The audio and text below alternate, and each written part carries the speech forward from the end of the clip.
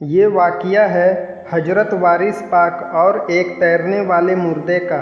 حضرت سید الکاملین امام الاولیاء سیدنا حاجی حافظ سعید وارث پاک رحمت اللہ علیہ اپنے مریدین کے ساتھ، ساتھیوں کے ساتھ، شاگردوں کے ساتھ ایک دریا کے کنارے سے گزر رہے تھے۔ اس کو ندی کہہ لیں یا دریا، گرج کی بہت بڑا وہ دریا۔ آپ اس کے کنارے کنارے سے چلتے چلے جا رہے تھے، اور اس وقت اس دریا کے جوش کا عالم یہ تھا کہ طغیانی آئی ہوئی تھی، مطلب دریا چڑھا ہوا تھا۔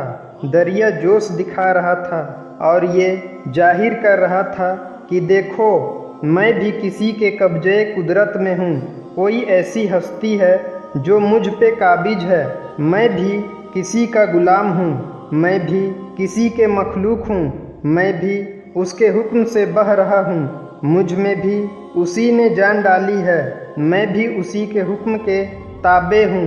آپ دین کی تعلیمات دینے کے لیے اپنے شاگردوں کے ساتھ وہاں سے گزر رہے تھے۔ ایک دم آپ کے دل میں خیال آیا، کیوں نہ میں اس دریا کے کنارے اپنا ایک لباس دھو لوں۔ اللہ والوں کی شان کی زیادہ لباس نہیں، صرف 2 کپڑوں میں آپ اور ایک پہنے ہوئے ایک لباس مبارک کو دھونا ہے۔ یہ دل میں خیال آیا تو آپ نے اپنے شاگردوں سے کہا، تم لوگ سنتے ہو، ہمیں ایک دھوبی والے پتھر کی ضرورت ہے، یعنی جس پتھر پر دھوبی پٹک پٹک کر کپڑے دھوتا ہے وہ پتھر ہمیں چاہیے، تو تم لوگ وہ پتھر فراہم کر سکتے ہو؟ اب آپ نے ایسی بات کہی، آپ کے فرمان پر آپ کے عاشقین آپ کے بات نہیں مانتے، جو کہ دریا کے کنارے بے شمار پتھر ہوتے ہیں، لیکن آپ کو وہی مخصوص پتھر چاہیے تھا کہ آپ کے کہنے پر، آپ کے فرمانے پر، ظاہر سی بات ہے آپ کے عاشقین جان دے دیتے، سر توڑ کوشش کر لیتے۔ کیا آپ کے لیے وہ چیز ظاہر کرنے کا آپ کا حکم سر آنکھوں پر؟ آپ کے مریدین دوڑے اس پتھر کو تلاش کرنے کے لیے، لیکن اس ندی کے کنارے اس جیسا پتھر نہ ملا۔ تھک ہار کر مایوسی کے حالت میں آپ کے پاس آئے اور نہایت افسوس سے کہنے لگے، حضرت، آپ نے خواہش ظاہر کی اور اس خواہش کو ہم پورا نہ کر سکے، ہم آپ کے لیے وہ پتھر نہ لا سکے، آپ کس طرح اپنا مبارک کپڑا دھوئیں گے؟ ہمیں تو یہ بھی منظور نہیں کہ آپ اپنے مبارک ہاتھوں سے خود اپنا کام کریں، لیکن یہ تو آپ ہی کی بڑائی ہے کہ کسی اور کو اپنا کام نہیں کرنے دیتے۔ حضرت، ہم کیا کریں بتائیے؟ دریا کے کنارے تو پتھر نہ ملے، دریا کے اندر کیسے جائے؟ زندہ انسان اگر پانی کے اندر اترے گا تو سانس رک جائے گی۔ آپ کے لیے تو یہ بھی کر سکتے ہیں، لیکن حضرت، کیا ایسا ممکن ہے کہ دریا کے تہ سے آپ کے لیے پتھر لایا جا سکے؟ آپ رحمت اللہ علیہ ان کی محبت، ان کی عقیدت، ان کے عشق کو دیکھ رہے تھے۔ آپ مسکرائے اور فرمانے لگے، یہ زندہ انسان کے بس کی بات نہیں ہے، تو چلو پھر مردے سے کہہ دیا جائے کہ وہ اندر سے دریا کے تہ سے اس پتھر کو نکال کر لے آئے۔ وہ تمام مریدین حیران پریشان، دریا کے اندر مردہ اگر ہے بھی تو قبر ہوگی اس کی، اتنی گہرائی میں وہ مردہ کیا آپ کی آواز سنے گا؟ اور دوسری بات، اگر کوئی ڈوب کر مر گیا ہو، اس کے جسم کو تو دریا کے مچھلی جانور کھا گئی ہوگی، تو کیا اس کا جسم ایک جگہ اکٹھا ہوگا اور آپ کے حکم کی تعمیل کی جائے گی؟ کیا ایسا ہو سکتا ہے؟ آپ ابھی ان کو دیکھ ہی رہے تھے اور آپ کا فرمان جاری ہو چکا تھا۔ آپ نے آسمان کی طرف اپنی نگاہیں مبارک اٹھائی، اس آسمان والے سے کہہ رہے ہیں، اے رب، تیرے لیے تو کچھ بھی ممکن نہیں، اے رب، تو کن کہہ دے، تو کن فیا کن کہہ دے، ہر چیز تیرے تابع ہے، تیری غلام ہے، بے شک تو ہمارا مالک ہے، بے شک تو ہی پیدا کرنے والا ہے، بے شک تو ہی مارنے والا ہے اور مار کر دوبارہ زندہ کرنے والا ہے۔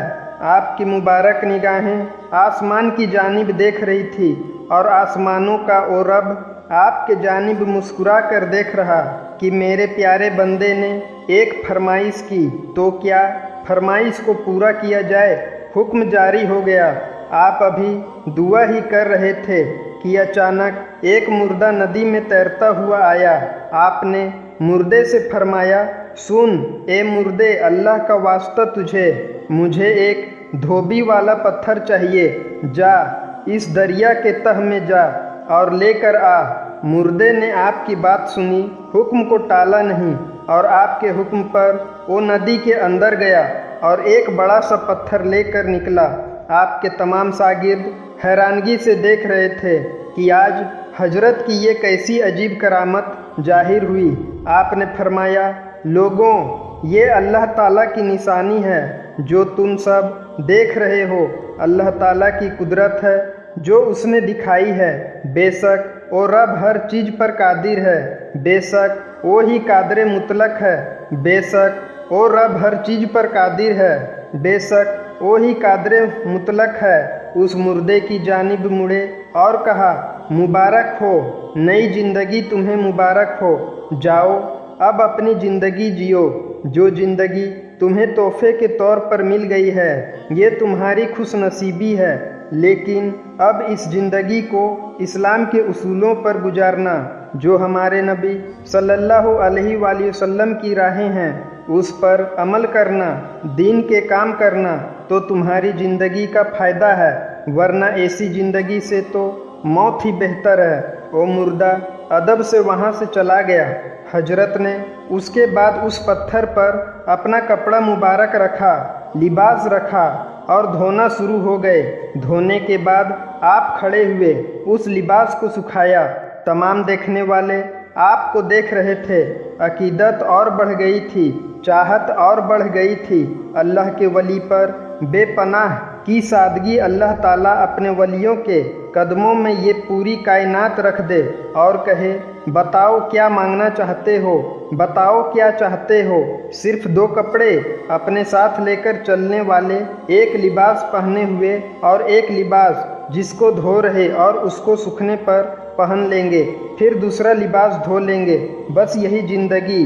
نہ دنیا چاہیے، نہ دنیا کے لوگ چاہیے، پر مقصد ہے صرف اللہ تعالیٰ کی رضا اور اس کو راضی کرنا۔ آپ نبی صلی اللہ علیہ وآلہ وسلم کی تعلیمات کو لوگوں تک پہنچانا اور ہو گئے کامیاب۔ تمام لوگ جنہوں نے وہ منظر دیکھا، آگے جا کر اس کے بارے میں لوگوں کو بتایا۔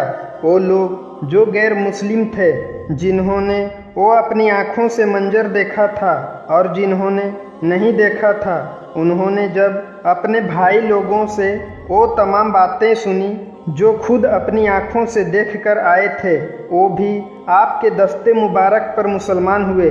یہی تو بات ہے کہ اللہ والے ہمیں اللہ سے ملاتے ہیں، اللہ اللہ کرتے ہیں، لیکن وہ اللہ اور اس کا نام دل تک جا رہا ہے، زبان تک نہیں ہے، حلق تک نہیں اٹکا ہوا ہے۔ وہ اللہ کہتے ہیں تو اللہ ان کی نسوں میں ہے، ان کی رگوں میں ہے، خون کی ایک ایک بوند میں ہے۔ ان کا قدم اٹھانا، ان کا بیٹھنا، ان کی نمازیں، ان کا بولنا، ان کا کسی کو بولنا، ان کا کھانا کھانا، ان کا ذکر کرنا، یہ ہے وہ اللہ والے جنہیں دنیا کی حاجت نہیں۔ وہ صرف لوگوں کو اس اللہ رب کریم کی جانب لاتے ہیں، شرک کی بیان نہیں دیتے۔ وہ یہ نہیں کہتے کہ آؤ ہماری عبادت کرو، وہ کہتے ہیں ہمارے ذریعے اللہ کی طرف جاؤ، جس نے اس پوری کائنات کو بنایا ہے، جس کے کہنے پر وہ مردہ زندہ ہوا اور دریا کے اندر سے وہ واپس آیا باہر اور پھر سے چلا گیا زندگی کی طرف، کہ اب جو زندگی گزرے گی وہ حضرت کے کہنے پر ہی گزرے گی۔ حضرت نے جو کچھ ہمیں بتایا، ان کی تعلیمات جو انہوں نے ہمیں دی، اس کے مطابق گزرے گی۔ مردے کو بھی کر دیا مسلمان، جو زندہ تھے ان کے دل بھی جاگ گئے، ان کے دل بھی زندہ ہو گئے۔ ہم کہتے ہیں ہم زندہ ہیں، زندہ تو اس وقت ہوئے جب ہم اپنے نبی صلی اللہ علیہ وآلہ وسلم کی محبت کو اپنے دل میں رکھیں، جب ہم ان کی آل کی محبت کو اپنے دل میں رکھیں، اور یہ تمام اولیاء کرام آپ صلی اللہ علیہ وآلہ وسلم کی आल है तो जाहिर सी बात है इनकी रग रग में हमारे नबी सल्लल्लाहु अलैहि वसल्लम का खून है। सुभान अल्लाह। उसके बाद आपकी तबलीग जारी रही। ये तो एक करामत थी, न जाने कितनी करामतें जाहिर हुई और लोग आगे आशिक होते चले गए। मुल्क हिंदुस्तान में आपका राज है। जिस जगह आप पैदा हुए और जिस जगह आप तशरीफ़ लेकर गए, हर जगह आपने राज किया। लोग आज भी अकीदत से आपका नाम लेते हैं और ये तो अल्लाह के एक वली हैं। ना जाने कितने औलिया इकराम हैं जिनके नाम जाहिर नहीं हैं, लेकिन उन्होंने भी अल्लाह के दीन को सर बुलंद किया। कुछ पहाड़ों पर हैं, कुछ गुमनाम हैं, लेकिन वो भी नेकियां करते हुए इस दुनिया से गए हैं। अल्लाह वाले जो सच में हमें अल्लाह से मिलाते हैं, मोहब्बत का पैगाम देते हैं। असल मकसद है मोहब्बत और मोहब्बत को बांटना ही हमारा काम है।